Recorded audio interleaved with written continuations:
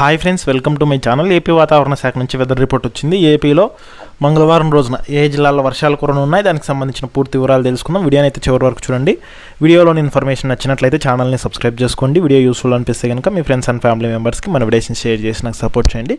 మన ఛానల్లో AP weather updates అయితే వస్తుంటాయి. అవన్నీ మీరు మిస్ కాకూడదు అంటే కనుక ఛానల్ని రెగ్యులర్గా అయితే ఫాలో అవ్వండి. అలాగే వీడియోని అయితే హైప్ అయితే ఇవ్వండి. దాని ద్వారా వీడియోలోని ఇన్ఫర్మేషన్ ఎక్కువ మందికి తెలిసే అవకాశం అయితే ఉంటుంది. ఇక లేట్ చేయకుండా టాపిక్లోకి వెళ్ళిపోదాము.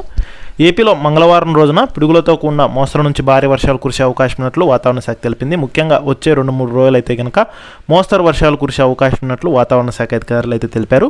సముద్రం నుంచి తేమగాళ్లు రాష్ట్రంపైకి వీస్తుండడంతో నైరుతి ఋతుపవనాల్లో కదలిక వచ్చినట్లు వాతావరణ శాఖ తెలిపింది.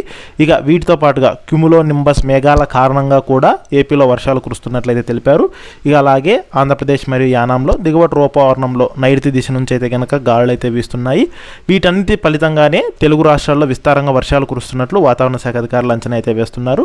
ముఖ్యంగా రానున్న 2-3 రోజుల పాటు కోస్తాంధ్రప్రదేశ్లోని కొన్ని ప్రాంతాలు, అలాగే రాయలసీమలోని కొన్ని ప్రాంతాల్లో ఉరుములు మెరుపులతో కూడిన వర్షాలు కురిసే అవకాశం ఉన్నట్లు వాతావరణ శాఖ తెలిపింది. ఈ వర్షాలు ప్రధానంగా సాయంత్రం నుంచి అర్ధరాత్రి వరకు కురిసే అవకాశం ఉన్నట్లు తెలిపింది. రాష్ట్ర వ్యాప్తంగా విస్తరించిన వర్షాలు అక్కడక్కడ మాత్రమే తేలికపాటి నుంచి మోస్తరు వర్షాలు పడే అవకాశం ఉన్నట్లు వాతావరణ శాఖ అయితే తెలిపింది.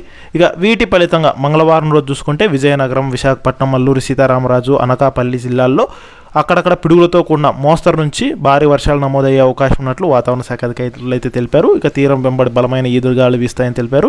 గంటకు 40 నుంచి 50 కిలోమీటర్ల వేగంతో వీస్తాయని, అక్కడక్కడ ఉరుములు మెరుపులు సంభవించే అవకాశం ఉందని వాతావరణ శాఖ అయితే తెలిపింది.